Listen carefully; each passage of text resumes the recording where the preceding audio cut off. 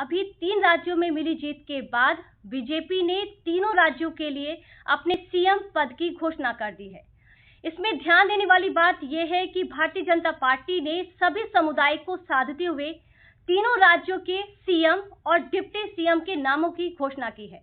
इसमें अगर मध्य प्रदेश को देखें तो यहाँ मोहन यादव को मुख्यमंत्री बनाया गया है, जो कि ओबीसी समुदाय से आते हैं। छत्तीसगढ़ की बात करें तो यहाँ पर विष्णुदेव साय, जो कि आदिवासी समुदाय से आते हैं।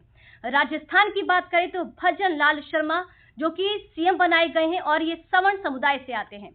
अब इसके साथ आप ये भी जान लीजिए कि देश में इनकी आबादी क्या है।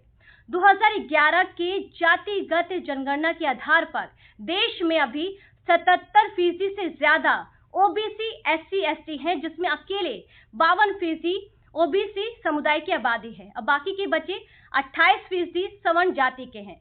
अब जब सभी समुदाय को साधा जा रहा है तो सबसे पहले बीजेपी उन आरोपों को गलत साबित करेगी जहां कहा जाता है कि बीजेपी केवल सवर्ण समुदाय की पार्टी है, और दूसरा, जब सभी समुदाय को पार्टी साथ लेकर चल रही है तो यू नेवर नो, इसका फायदा भी शायद उसे हो सकता है। वहीं कांग्रेस की बात करें तो प्रियंका गांधी को लेकर अखबारों में अभी क्या कहा जा रहा है, ये तो आप देख ही पा रहे होंगे। यूपी कांग्रेस की जिम्मेदारी प्रियंका गांधी को दी गई, लेकिन जब से यूपी में चुनाव हुए, यानी 2022 में चुनाव हुए, तब से सिर्फ एक बार प्रियंका गांधी यूपी के दौरे पर गई हैं। यूपी में लोकसभा की 80 सीटें आती हैं। यूपी के लिए ये भी कहा जाता है कि राजधानी दिल्ली का रास्ता यूपी से होकर जाता है। अब ऐसे माहौल में पार्टी जब लापरवाही बरत रही है तो चुनाव के नतीजों का जिम्मेदार कौन होगा, ये आप कमेंट बॉक्स में जरूर बताइएगा। इसी के साथ